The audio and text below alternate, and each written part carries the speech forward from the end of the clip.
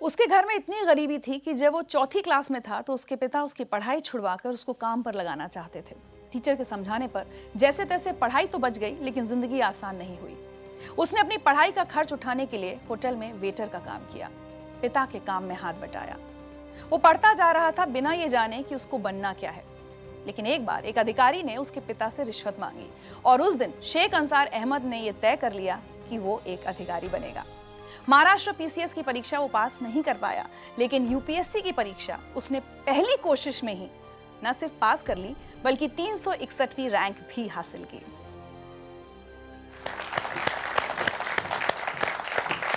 Sheikh Ansar, welcome to जिंदगी live. Ansar, बहुत बहुत बहुत स्वागत है आपका जिंदगी लाइव में। मुझे बहुत अच्छा लग रहा है इतने यंग ऑफिसर को अपने सामने देखकर। चाहूंगी कि आप सबको बताएं कि किस उम्र में आपने यूपीएससी की परीक्षा क्लियर की है।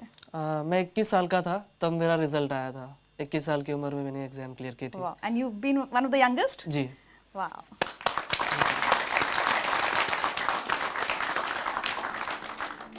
बहुत गरीबी के दिन देखे हैं बचपन में?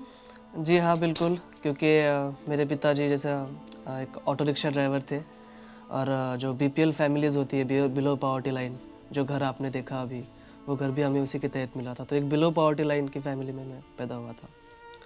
अच्छा, ये क्या हालात बन गए थे कि आपके फादर को स्कूल जाकर ये कहना पड़ा कि मैं इसको नहीं पढ़ा पाऊंगा? मेरे पिताजी को किसी ने बताया कि इसको पढ़ा के कौन सी नौकरी लगनी है, सरकारी नौकरियां नहीं है और हमारी कम्युनिटी के लोगों को नौकरियां नहीं मिलती, कोई नौकरी नहीं देता, उससे इसको पढ़ा के कोई मतलब नहीं है, आप इसी किसी काम को लगा दीजिए, घर में 2 पैसे आ जाएंगे। एक मैसेज सुनवाते हैं आपको। जब उसके पिताजी स्कूल में आए तो वो बोले उसका नाम निकालने का है, अब वो उसको स्कूल में नहीं रखने का। फिर मैंने बोला क्या करेंगे फिर उसका, वो क्या करेगा? तो उसको कुछ तो भी काम धंधा दे के काम करेगा। तो मैंने बोला ये अच्छा नहीं, और वो जहाँ तक पढ़ना चाहे उसको पढ़ने दो। इन्हीं की वजह से एक्चुअली मैं आज यहाँ तक पहुँचा हूँ। अगर ये मेरे पिताजी को नहीं बताते तो शायद मैं कहीं रिक्शा चला रहा होता। आपकी अम्मी भी खेत में मजदूरी करती थी घर का खर्च चलाने के लिए? जी हाँ, बिल्कुल। घर का खर्च, और मैं जब पुणे में पढ़ाई कर रहा था तो मेरा भाई भी मुझे पैसे भेज दिया करता था, लेकिन पैसे कभी कभी कम पड़ जाते थे। तो मेरी अम्मी खेत में काम करती थी, लैंड लेबर, तो वो भी उसकी जो कुछ सेविंग होती थी वो मुझे भेज देती थी। चलिए आपके लिए एक और मैसेज। पर आंसर ने पहले पास से रात का भी चिराग लगा के पढ़ाई करता गया। सो जा बोले होंगे तो नहीं तुम सो जाओ, दिन कभी कभी दिन निकल जाना उसको। जो पहले पास से पहली से नंबर 1 आते गया तो आखिर तक नंबर 1 ही आया उसका। उसकी पढ़ाई को हमने कोई कमी नहीं आने दी, घर का परिस्थिति बताई नहीं हमने उसको कभी।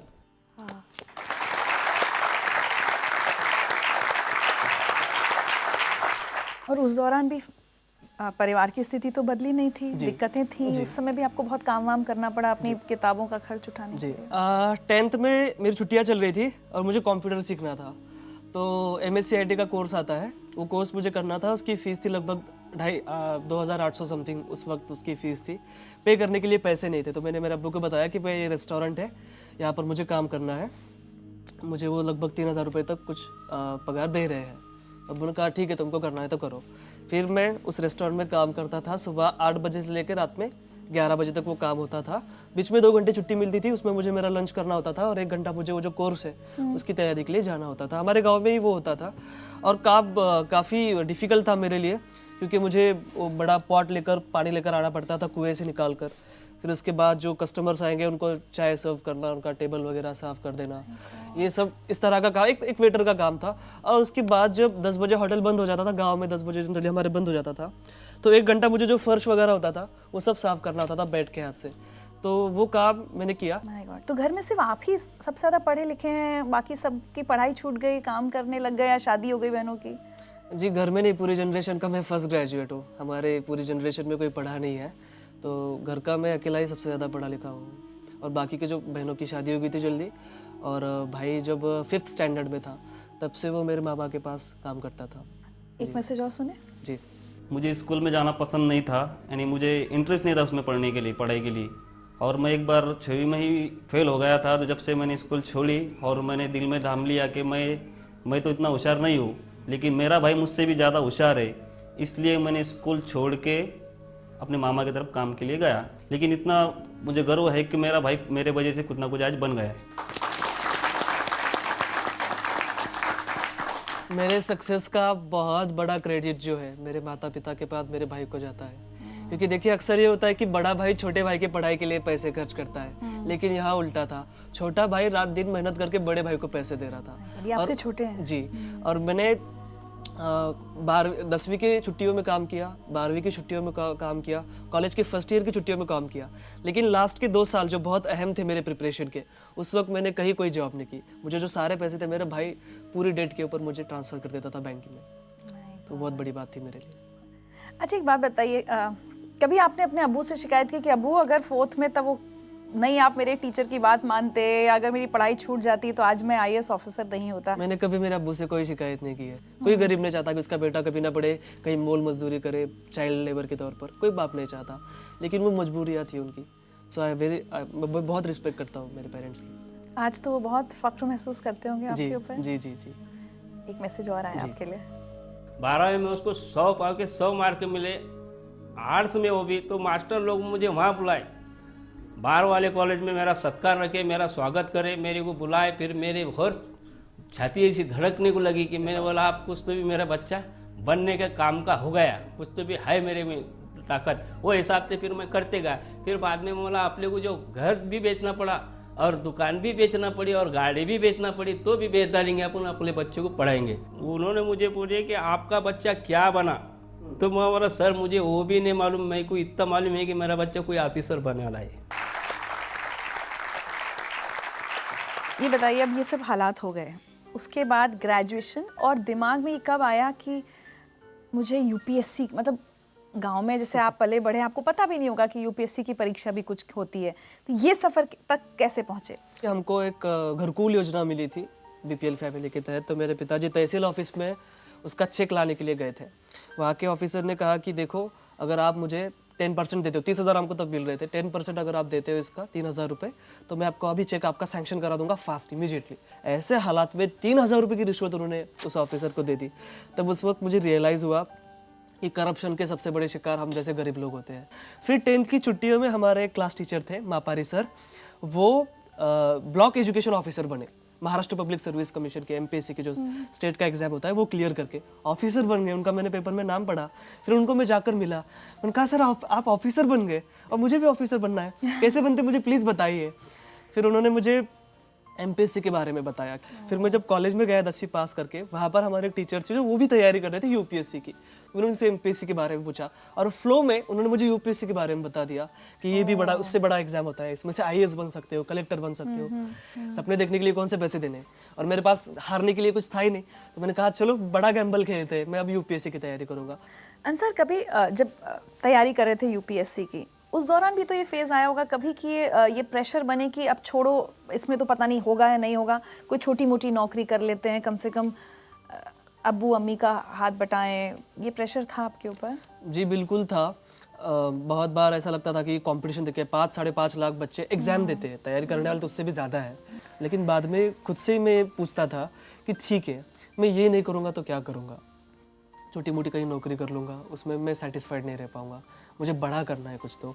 और मैं पढ़ाई भी नहीं छोड़ सकता था, क्योंकि देखिए मेरे सामने 2 ही ऑप्शन थे, डू और डाई, इसमें मुझे करना ही था। और वही रीज़न है कि मैं इतनी फर्स्ट अटेम्प्ट में 21वीं साल की उम्र में ये क्लियर किया, क्योंकि मेरे पास दूसरा कोई ऑप्शन नहीं था। एक मैसेज और है आपके लिए। जब UPSC मेंस का रिजल्ट लगा उस दिन मैंने तुझे कॉल किया था और मैंने तुझे सबसे पहले बताया कि तू पास हो गया है। उस शाम हम मिले भी थे, तू बहुत खुश और इमोशनल था, मैं भी वो खुशी जाहिर कर रहा था, पर उस इतने बड़े दिन भी तेरे पास खाने के लिए पैसे नहीं थे। हम दोनों ने हमारे घर पे ही खाना खाया था।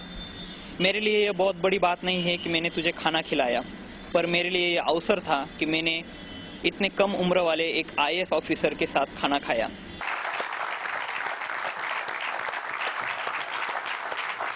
19 फरवरी के दिन मैं लाइब्रेरी में बैठा पढ़ाई कर रहा था और मुझे इसका फ़ोन आया। मैंने कहा अंसार UPSC का रिज़ल्ट आ गया। मैंने कहा माय गॉड, मेरे वहाँ पर हार्ट बीट्स बढ़ गए। मैं समझ में नहीं आ रहा था मैं क्या करूँ। उसने कहा तेरा रोल नंबर बता। मैंने कहा ले लो भाई। मैंने उसको मेरा रोल नंबर भेजा और उसने मुझे कॉल करके बताया कि कॉन्ग्रेचुलेशन तुम पास हो गए हो। मैं आपको बता नहीं सकता कि वो खुशी क्या थी। मुझे ऐसा लग रहा था कि मैं सातवें आसमान पर हूँ, मेरे पैर ज़मीन पर ही थे, लेकिन मैं बहुत ज़्यादा खुश था। उस दिन शिव जयंती थी, पूना में नगाड़े बज रहे थे और मुझे ऐसा लग रहा था कि ये मेरे जीत के लिए बज रहे हैं। शिव जयंती के दिन मुझे ऐसा लग रहा था कि मुझे गिफ्ट मिल गया हो कोई। मैं बहुत खुश था। मैं मेरे दोस्तों के पास गया, हमने सेलिब्रेट किया। अब डिसाइड किया कि चलो बाहर खाने के लिए चलते हैं। अब जनरली देखिए एक रूल तो ये है कि जो कुछ जीतता है उसको ही खिलाना पड़ता है, उसको ही बिल पे करना पड़ता है। लेकिन मेरे फ्रेंड्स को पता था कि बंदे के पास पैसे नहीं है, तो उन्होंने कहा कि यार छोड़ो यार, बाहर क्यों जाना, रूम पर ही खा लेते। तो हमने उसके रूम पर ही खाना खाया था।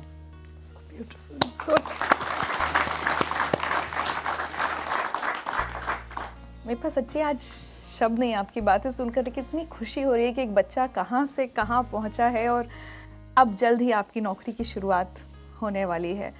आपको लगता है अंसार, आप जहाँ से आए हैं, आपका जो बैकग्राउंड है, क्या वो आपको एक अलग ऑफिसर बनाएंगी? मैं ये सोचता हूँ कि मेरे लाइफ में मैंने जो फेस किया है वो किसी और को फेस ना करना पड़े। तो जाहिर सी बात है कि मैं एक अच्छा ऑफिसर बन पाऊँगा। मेरे साथ वो मोटिवेशन रहेगा। जब भी मैं किसी बच्चे को कोई काम करते हुए देखूँगा तो मुझे वो फील आएगा कि कुछ साल पहले मैं भी ऐसा काम कर रहा था और मुझे बहुत बुरा लगता था जब मैं किसी को चाय सर्व करता था या किसी का टेबल साफ़ करता था। तो वो फीलिंग आएंगी और मैं उसके लिए काम करूँगा। तो मुझे लगता है कि मैं एक अच्छा ऑफिसर बन पाऊँगा just because of my background. आज अगर पीछे मुड़ के देखते हैं और अपनी ज़िंदगी की कोई एक चीज़ बदलना चाहें तो क्या होगा? मेरी ज़िंदगी की मैं चाहूँगा कि मेरा बचपन फिर से आ जाए और मेरे पिताजी उसमें IAS हो। सो जास मुझे तो जब मुझे कोई यूनिफॉर्म ना मिला हो या कोई किताब ना मिली हो तो वो मुझे मिल जाए। कोई एक मैसेज जो आप सब लोगों को, और सिर्फ जो यहाँ बैठे हैं वो नहीं, जो बहुत सारे लोग टेलीविज़न पर आपको देख रहे हैं और उसमें से बहुत सारे IAS की तैयारी कर रहे होंगे, उनको क्या मैसेज देना चाहेंगे? जी, मैं उनको यही मैसेज देना चाहूँगा, एक रिक्शा चलाने वाले का लड़का अगर IAS बन सकता है, जिसने अपनी लाइफ में सारे ऑड्स देखे हो, तो मुझे ऐसा लगता है कि हमारे देश का कोई भी बच्चा, और गरीब से गरीब बच्चा भी, और किसी भी मजहब का बच्चा IAS बन सकता है। आप सभी को मेरी बहुत बहुत शुभकामनाएं। Thank you so much Ansar, और जैसे मैंने एक तोहफा आपके लिए, ताकि आप हमें और हमारे शो को भी याद रखें हमेशा।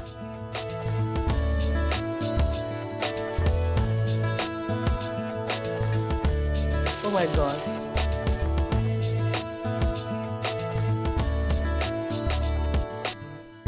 वाकई आज हम ये कह सकते हैं कि सपनों को जीना उन्हीं को आता है जिनको हर मुश्किल में भी मंजिल नजर आती है।